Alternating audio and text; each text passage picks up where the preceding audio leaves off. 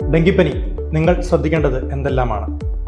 വിട്ടുമാറാത്ത പനി, കലശലായ തലവേദന, ക്ഷീണം, സന്ധിവേദന അഥവാ ജോയിന്റ് പെയിൻ ഇവ 3 ദിവസത്തിൽ കൂടുതലുണ്ടെങ്കിൽ തീർച്ചയായും 3-ാമത്തെ ദിവസമെങ്കിലും നിങ്ങൾ അടുത്തുള്ള ഡോക്ടറെയോ ഹോസ്പിറ്റലെയോ സമീപിക്കേണ്ടതുണ്ട്. രക്തപരിശോധന ചെയ്യുമ്പോൾ പ്ലേറ്റ്ലെറ്റ് കുറവാവാൻ സാധ്യതയുണ്ട്. എങ്കിൽ സംശയിക്കുക, ഇത് ഡെങ്കിപ്പനി ആയിരിക്കാനുള്ള സാധ്യത വളരെയധികമാണ്.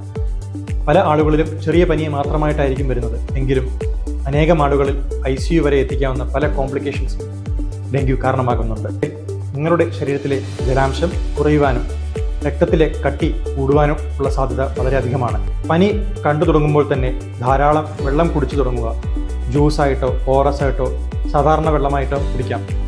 എങ്കിലും 3-ാമത്തെ ദിവസവും പനി തുടരുകയാണെങ്കിൽ തീർച്ചയായിട്ടും നിങ്ങൾ സ്വയം ചികിത്സിക്കാതിരിക്കുക. മോസ്കിറ്റോസ് അഥവാ കൊതുകുകൾ നിങ്ങളുടെ ചുറ്റുപാടുമുണ്ടെങ്കിൽ അവയെ നശിപ്പിക്കാൻ ശ്രമിക്കുക.